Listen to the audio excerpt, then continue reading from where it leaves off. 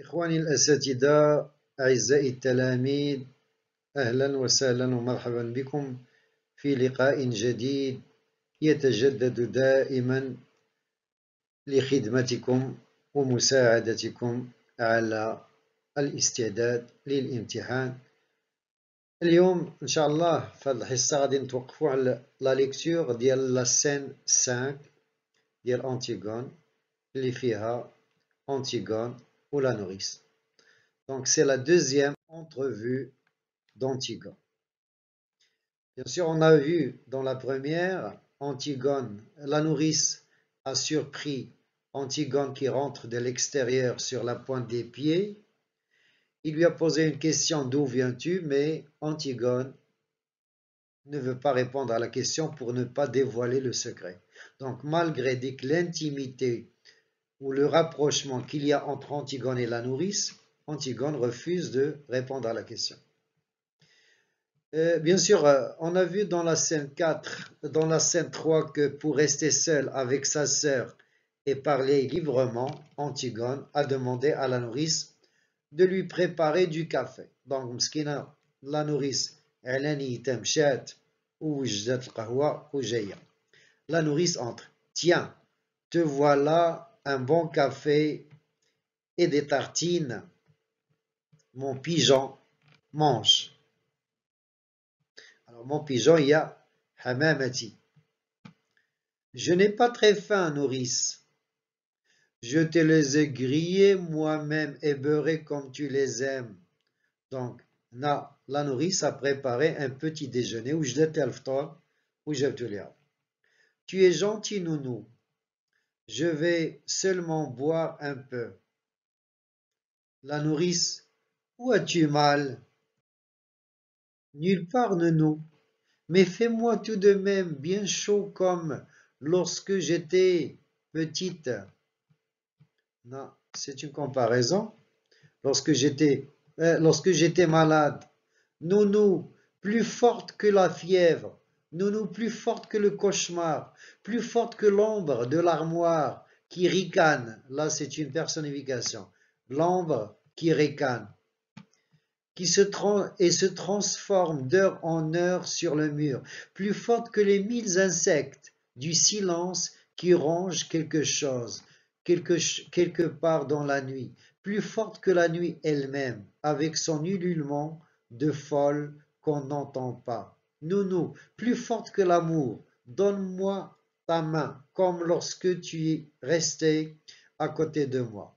Donc, on remarque que la nourrice, que Antigone demande à la nourrice de l'embrasser très fort.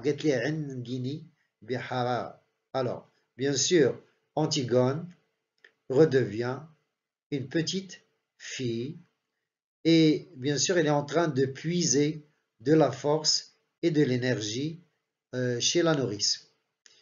Qu'est-ce que tu as, ma petite colombe? Alors, la nourrice traite Antigone de colombe. Hamamati. Rien de nous. Je suis seulement encore un peu petite pour tout cela.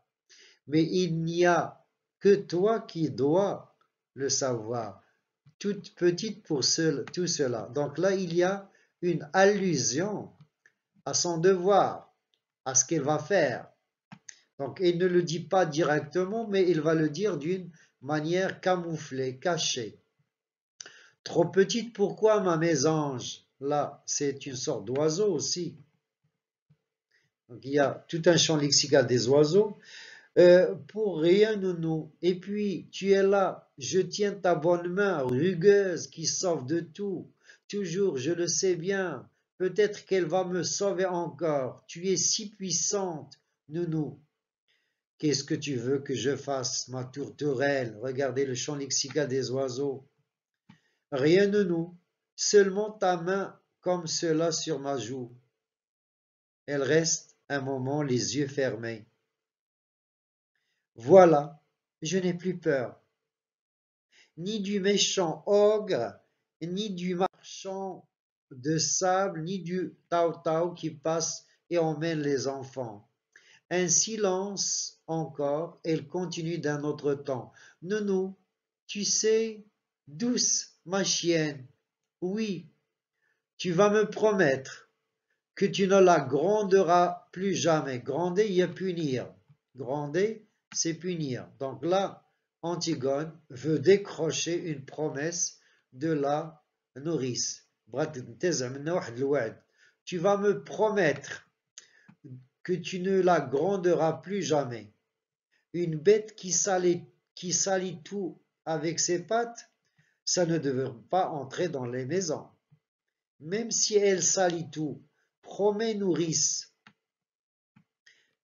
alors il faudra que je la laisse tout abîmer sans rien dire.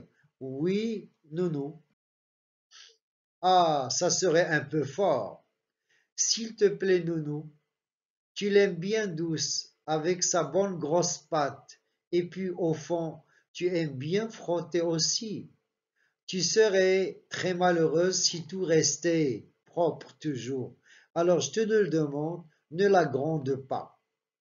Et si elle pisse, alors pisser, il y a uriner, تتبول. Et si elle pisse sur mes tapis, promets que tu ne la gronderas tout de même pas. Je t'en prie. Dis, je t'en prie, nounou. Tu profites de ce que tu câlines. C'est bon, c'est bon. On y suivra sans rien dire. Tu me fais tourner en bourrique. Le bourrique, c'est l'âne. Tu me transformes en âne. Tu me traites en âne. Et puis, promets-moi aussi que tu lui parleras souvent. La nourrice a-t-on vu ça, parler aux bêtes? Et justement pas comme à une bête, comme à une vraie personne, comme tu m'entends faire. Ah ça non, à mon âge, faire l'idiote. Mais pourquoi veux-tu que toute la maison lui parle comme toi, à cette bête? Antigone doucement. Si moi, pour une raison ou pour une autre, je ne pouvais plus lui parler. La nourrice, qui ne comprend pas, plus lui parler, plus lui parler. Pourquoi? Antigone détourne un peu la tête et puis elle ajoute, la voix dure. Et puis, si elle était trop triste, si elle avait trop l'air d'attendre tout de même, le nez sous la porte comme lorsque je suis sorti, il vaudrait peut-être mieux la faire tuer, nounou, sans qu'elle ait mal. La faire tuer, ma mignonne. Faire tuer ta chienne. Mais tu es folle ce matin. Non, nounou. Voilà. Laisse-nous, nourrice, et n'oublie pas ce que je t'ai juré. La nourrice sort. Voilà ce qu'il faut retenir. Cette scène vient après le premier face-à-face d'Antigone avec quelqu'un. C'était Ismène qui refuse le projet d'enterrer son frère Polynice. Antigone a vécu un moment de colère et de tension.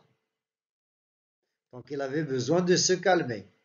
En présence de la nourrice, Antigone se calme et redevient dans les bras de la vieille une enfant qui n'a plus peur.